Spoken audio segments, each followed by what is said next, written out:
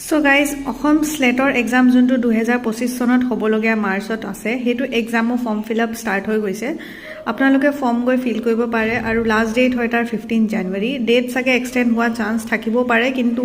ভাল তেতিয়া হ'ব যেতিয়া আপোনালোকে এতিয়া ইমিডিয়েটলি আপুনি ফৰ্ম ফিল আপ কৰি লওক কাৰণ কেতিয়াবা পেমেণ্টত অকণমান ইছ্যু আহি যায় তো লাষ্ট ডেটৰ কাৰণে আপোনালোকে ৰৈ নাথাকিব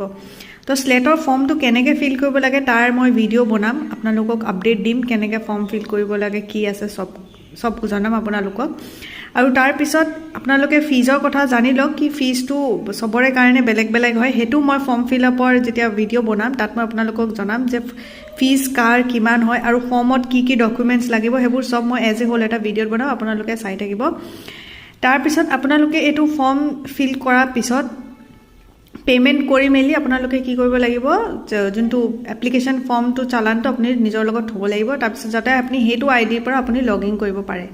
তাৰ পিছত আপুনি স্লেটৰ সাইটত গৈ পেনে চাব স্লেটত সিলেবাসও আছে সিলেবাস মই নিজৰ আগৰ ভিডিঅ'ত লাইফ সায়েন্সৰ কাৰণে মই আপোনালোকক জনাই থৈছো বহুত আগতে মই ভিডিঅ' এটা বনাইছো লাইফ সায়েন্সৰ সিলেবাসৰ তাক ডিকোড কৰিছো কি কেনেকৈ বেলেগ সাবজেক্টৰ লগত বেলেগ এক্সামৰ লগত কিমান সিমিলাৰিটি আছে কিমান ডিফাৰেন্ট আছে তো আপোনালোকে সিলেবাসটো চাব পাৰে মই ভিডিঅ' আপলোড কৰি থৈছো তাৰ পিছত তথাপিও মই ভিডিঅ' বনাম যেতিয়া ফৰ্ম ফিল আপৰ কাৰণে আপোনালোকক সিলেবাসৰ সাইটটো আপোনালোকক দেখাম যাতে আপোনালোকৰ কাৰণে উজু হয় আজিলৈ ইমানে ফৰ্মটো জলদি ফিল কৰি ল'ব কাৰণ পিছলৈ লাষ্ট টাইমলৈকে আপোনালোকে ৰৈ নাথাকিব থ্যাংক ইউ সো মাচ